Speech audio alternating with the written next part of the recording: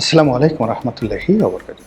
সম্মানিত দর্শক, আমেরিকা এবং ইরানের যে যুদ্ধ, এটি এখন আমেরিকার জন্য বুমেরাং হয়ে পড়েছে। পুরো মার্কিন জনমত ডোনাল্ড ট্রাম্পের বিরুদ্ধে চলে গেছে এবং সবাই বলাবলি করার চেষ্টা করছে যে এই যুদ্ধটি কোনো প্রয়োজন ছিল না। মূলত ইহুদি রাষ্ট্র ইসরায়েলের প্রয়োজনায় পড়ে ডোনাল্ড ট্রাম্প এই অপকর্মটি করেছেন। অনেকে বলার চেষ্টা করেছেন যে সৌদি যুবরাজ মোহাম্মদ বিন সালমান তিনি ডোনাল্ড ট্রাম্পকে প্রলুব্ধ করে এই অপকর্মে নামিয়েছেন।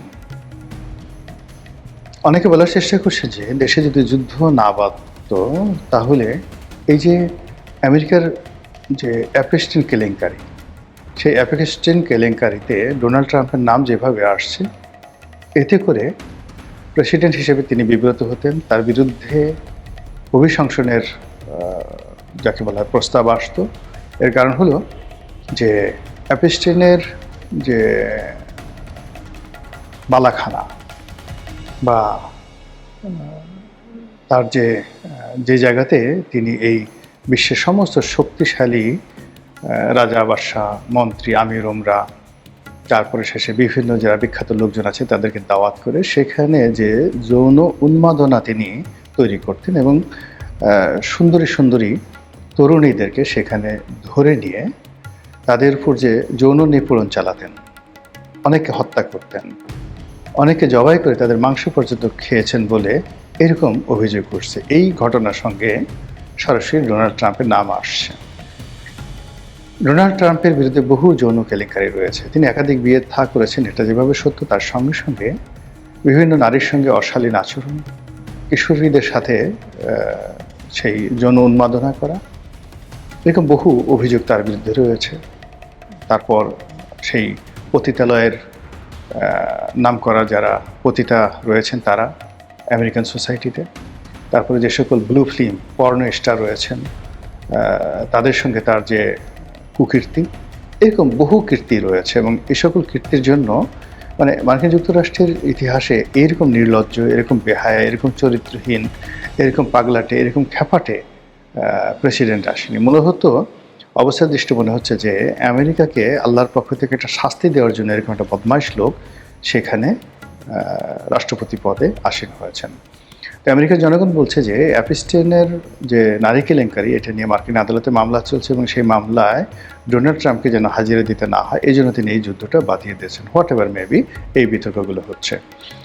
দ্বিতীয়ত যেটা হলো যে যুদ্ধে যেভাবে সফলতার কথা বলা হচ্ছিল, যুদ্ধের যে কারণগুলো আমেরিকান গভর্নমেন্ট আমেরিকার সাধারণ জনগণের কাছে প্রচার করছিলেন, সেটি এখন অপাঙ্ক্তে হয়ে গেছে, অবিশ্বস্ত হয়ে গেছে এবং এটা কেউ আর বিশ্বাস করছে না। তো এই অবস্থাতে যেটি হচ্ছে সেটি হলো ডোনাল্ড ট্রাম্প এবং তার যারা লোকজন রয়েছেন তাদের মধ্যে ভারসাম্যহীনতা দেখা দিয়েছে। ডোনাল্ড ট্রাম্পের ঘনিষ্ঠজন যারা রয়েছেন, যুদ্ধমন্ত্রী রয়েছেন, পররাষ্ট্রমন্ত্রী রয়েছেন, মানে প্রতিরক্ষামন্ত্রী রয়েছেন, পররাষ্ট্রমন্ত্রী রয়েছেন, তাদের যে সকল হোয়াইট হাউসের পেন্টাগনের বড় বড় জেনারেল রয়েছেন, তারা এখন একে অপরের বিরুদ্ধে কথা বলছেন। কথাবার্তাগুলোর মধ্যে কোনো ধারাবাহিকতা লক্ষ্য করা যাচ্ছে না। ফলে কি হলো, এটি ডোনাল্ড ট্রাম্পকে রীতিমতো মানে অস্থির বানিয়ে ফেলছে এবং তিনি অনেকটা পাগলের মতো প্রলাপ বলছেন। তিনি একবার বলছেন যে ইরানে যে ধর্মীয় নেতা নির্ধারণ করা হয়েছে, অর্থাৎ আয়াতুল্লাহ আলী খামেনির মৃত্যুর পর তার ছেলেকে যেভাবে ধর্মীয় নেতা বানানো হয়েছে তিনি সেটা মানেন না। তিনি বলেন যে তার সাথে পরামর্শ করে এরপর ধর্মীয় নেতা নিয়োগ করতে হবে, আদারওয়াইজ এই যুদ্ধ চলতে থাকবে। মানে কি বলবো, পরাজয়ের দ্বার প্রান্তে দাঁড়িয়ে যখন একটা মানুষ এভাবে কথাবার্তা বলে তার মানসিক যে সুস্থতা, এটা নিয়েই প্রশ্ন আসে এবং আমেরিকান জাতির উচিত এই লোকটির মানসিক সুস্থতা পরীক্ষা করা, নাম্বার 1। নাম্বার 2, তারা যেটা বলার চেষ্টা করছে, যেটা ডোনাল্ড ট্রাম্প বলার চেষ্টা করছে যে এখন ইরান তার পিছিয়ে ঘুরছে আলাপ আলোচনার জন্য, তিনি রাজি হচ্ছে না। তিনি বলছেন যে অনেক দেরি হয়ে গেছে। কিন্তু ইরান বা আমেরিকার এমন কোনো গোপন সূত্র, নির্ভরযোগ্য সূত্র কেউ বলতে পারবে না যে ইরানের পক্ষ থেকে এই ধরনের কোনো প্রস্তাব আমেরিকার কাছে গিয়েছে। অধিকাংশ যেটা আমরা জানতে পেরেছি সেটা হলো এই যুদ্ধে মধ্যস্থতা করার জন্য মধ্যপ্রাচ্যে আমেরিকার যে সকল বন্ধু রাষ্ট্র রয়েছে সে সকল বন্ধু রাষ্ট্র প্রাণান্ত চেষ্টা করছেন, রীতিমতো ধর্ণা ধরছেন আমেরিকার মানে ইরানের দরবারে যে এটা নেগোসিয়েশন করা যায় কিনা। কিন্তু ইরান স্পষ্টভাবে বলে দিয়েছে যে এই মুনাফেকের দলের সঙ্গে, এই মুনাফেক জাতির সঙ্গে, এই বেইমানের সঙ্গে মানে ডোনাল্ড ট্রাম্পের সঙ্গে কোনো অবস্থাতেই নেগোসিয়েশন হবে না। যুদ্ধ চলছে, যুদ্ধের ময়দানেই সমস্ত কিছু নির্ধারিত হবে। তো এই যে যা কিছু চলছে এখন আমেরিকাতে, এটি ক্রমশ আমেরিকার অর্থনীতি, আমেরিকার রাজনীতি, আমেরিকার যে সামাজিক বন্ধন এবং সর্বোপরি যারা শাসন ক্ষমতায় রয়েছেন সব কিছুর মধ্যে মারাত্মক অস্থিরতা তৈরি করে ফেলেছে। এখন এই যে অস্থিরতা, সেই অস্থিরতার নমুনাটা আমরা দেখতে পাচ্ছি সেই হোয়াইট হাউসে। এমন কিছু কাণ্ড ঘটছে যেটা আমার জীবনে মানে ইতিহাস যতটুকু পড়েছি বা জীবদ্দশায় যা কিছু দেখেছি এইরকম ঘটনা কখনো দেখিনি। আমাদের দেশে কি হয়, আমাদের দেশে দেখবেন যে গ্রামে খুব একটা সুন্দরী মেয়ে সে পাগল হয়ে যায়। তো পাগল হওয়ার পর আমরা বলি যে একে জিনে ধরেছে, ভূতে ধরেছে।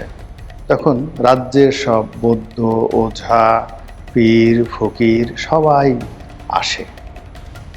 আবার এই মেয়েটিকে বেঁধে যারা বড় পীর, বড় ওঝা তাদের বাড়িতে নিয়ে যাওয়া হয়। তারপর সেখানে সব অদ্ভুত কাণ্ড ঘটে।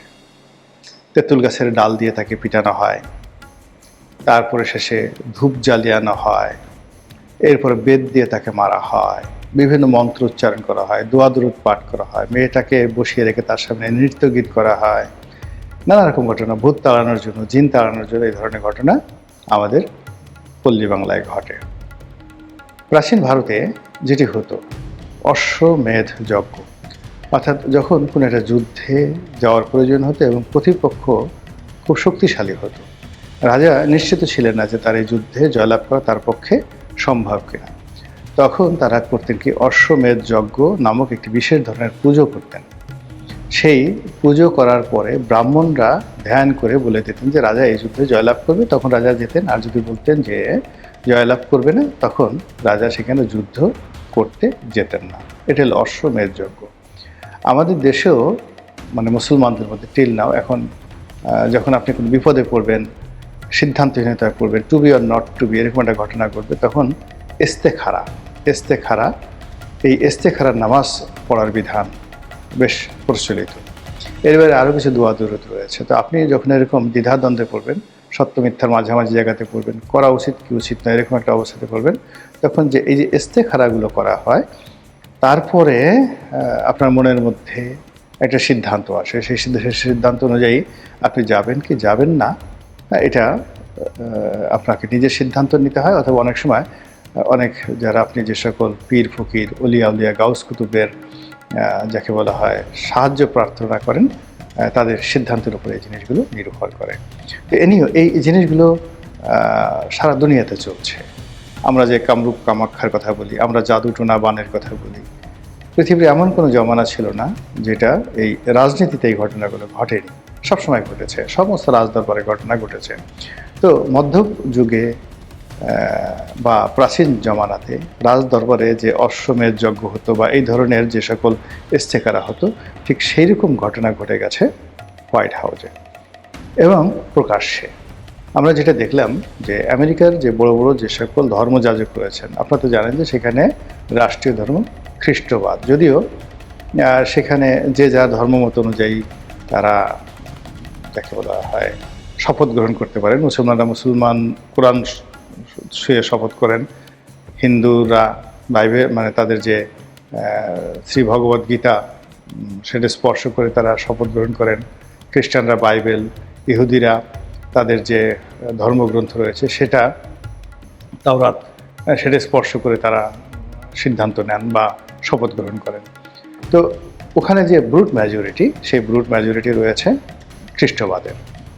তো সেই খ্রিস্টবাদের যত সব পীর আউলিয়া রয়েছে, এখন ওদের পীর আউলিয়া তো আমাদের মতো এরকম দাড়িওয়ালা নয়, বা ওদের পীর আউলিয়াগুলো আমাদের মতো জুব্বা টুব্বা পরে না। ওরা এই ডোনাল্ড ট্রাম্পের মতো প্যান্ট শার্ট পরে, এবং ওদের মধ্যে অনেক নারী যারা পীর রয়েছে, খ্রিস্টান পীর রয়েছে আমেরিকাতে, তারা হয়তো দেখা গেল যে সেই ম্যাডিলিন ব্রাইটের মতো বা হিলারি ক্লিন্টনের মতোই পোশাক আশাক পরেন, বা কন্ডোলিসা রাইসের মতো পোশাক আশাক পরেন। তো এইরকম অনেকগুলো ছবিতে যেটা দেখলাম না হলেও 50 জনের মতো বিভিন্ন খ্রিস্টান ধর্মের পীর মাশায়েখদেরকে ডেকে এনে ওখানে বিশেষ দোয়া দরুদের ব্যবস্থা করা হয়েছে, ইবাদত বন্দিগির ব্যবস্থা করা হয়েছে এবং তারা সবাই দোয়া পড়ে ফু দিচ্ছে, ঝাড় দিচ্ছে, ঝাড়ফুঁক করছে, ডোনাল্ড ট্রাম্পের মাথায় হাত বুলিয়ে দিচ্ছে। আর ডোনাল্ড ট্রাম্প অবোধ শিশুর মতো হোয়াইট হাউসের, যেটিকে ওভাল অফিস বলা হয়, প্রেসিডেন্টের যে রুম, সেই রুমের মধ্যে যে টেবিল চেয়ারে তিনি বসেন, চেয়ারে তিনি বসে আছেন। অনেক সময় ছাত্ররা দেখা গেল যে সারাদিন পড়াশোনা করার পরে মুখস্থ হচ্ছে না, হাত দুটো সামনে রেখে মাথাটা নুয়ে দিয়ে, মানে খুব বিষণ্ণ অবস্থায় যখন একটা মানুষ বা একজন ছাত্র নিজের ব্যর্থতার কথা চিন্তা করে, বারবার চিন্তা করে, কেন আমি মুখস্থ করতে পারছি না, কেন আমি পরাজিত হচ্ছি, কেন কেন কেন, এরকম যখন ভেঙে পড়ার অবস্থা হয়, তখন তার যে অভিব্যক্তি, ঠিক সেই অভিব্যক্তি ডোনাল্ড ট্রাম্পের। এবং সেই অবস্থাতে যারা ধর্মগুরু রয়েছেন তারা তাকে ঝাড়ফুঁক করছেন। হোয়াট ডাজ ইট মিন? এর অর্থ কী? এর অর্থ ডোনাল্ড ট্রাম্প পেন্টাগনের উপর তার বিশ্বাস হারিয়ে ফেলেছেন। এর অর্থ তার যে মারণাস্ত্রগুলো রয়েছে, বিতু বোমারু বিমান রয়েছে, তার যে সেই দূরপাল্লার ক্ষেপণাস্ত্র রয়েছে, তার যে আব্রাহাম লিঙ্কন নামক ওয়ারশিপ রয়েছে, জেরাল্ড ফোর্ড নামক যে ওয়ারশিপ রয়েছে, দুনিয়া কাঁপানো যে সকল তার প্রযুক্তি রয়েছে, সবগুলোর প্রতি তিনি বিশ্বাস হারিয়ে ফেলেছেন। তার যে অহমকে বোধ ছিল, তার যে আত্মবিশ্বাস ছিল বিজয়ী হওয়ার ব্যাপারে, সেটা তিনি হারিয়ে ফেলেছেন। আর এইরকম অবস্থায় যখন একটা মানুষ পড়ে, তখনই ঝাড়ফুঁকের প্রয়োজন হয়। এবং আশ্চর্যের ব্যাপার হলো যে মানুষ ঝাড়ফুঁক করে, কিন্তু ঝাড়ফুঁক করার পরে কেউ ওখান থেকে রিগেইন করেছেন, ওখান থেকে ফিরে এসে বিজয়ী হয়েছেন, প্রতিপক্ষকে পরাজিত করেছেন, এরকম নজির রাজনীতিতে নাই। রাজনীতিতে নেই। ব্যক্তিগতভাবে কেউ হয়তো স্বামী স্ত্রীর মধ্যে অমিল হলো, তারপরে শেষে ব্যবসা বাণিজ্যে খারাপ যাচ্ছে, বিশ্বাস হারিয়ে ফেলছেন, এটা অনেক সময় মেডিটেশনের মাধ্যমে, মানে এই ধরনের পীর ফকির আনা, মানে এটা এখন আর ভুয়া না, মানে জেনুইন, এই কথাগুলো না বলে আমি এটাকে বলতে চাই যে এক ধরনের মেডিটেশন। তো এক ধরনের মেডিটেশন করে কখনো কখনো ব্যক্তিগত পর্যায়ে মানুষ ঘুরে দাঁড়াতে পারে, যেভাবে রবার্ট বুশ ঘুরে দাঁড়িয়েছিলেন। তিনি পাহাড়ে গিয়ে একা একা মেডিটেশন করেছিলেন। 17 বার পরাজিত হওয়ার পর তিনি একটি মাকড়সাকে দেখে তিনি উদ্বুদ্ধ হয়েছিলেন। একইভাবে নেপোলিয়ন বোনাপার্ট, তিনিও 3-4 বার ঘুরে দাঁড়িয়েছিলেন, কিন্তু বিজয়ী হতে পারেননি। সেক্ষেত্রে ডোনাল্ড ট্রাম্প যেভাবে ভেঙে পড়েছেন এবং যেভাবে নজিরবিহীনভাবে তিনি সেই খ্রিস্টান ধর্মগুরুদেরকে হোয়াইট হাউসে ওভাল অফিসে নিয়ে তাকে ঝাড়ফুঁক করাচ্ছেন, যেভাবে তার চলনে বলনে অসামঞ্জস্যতা দেখা দিচ্ছে, যেভাবে তার কথাবার্তায় অসামঞ্জস্যতা দেখা দিচ্ছে, যেভাবে হাঁটতে গিয়ে তিনি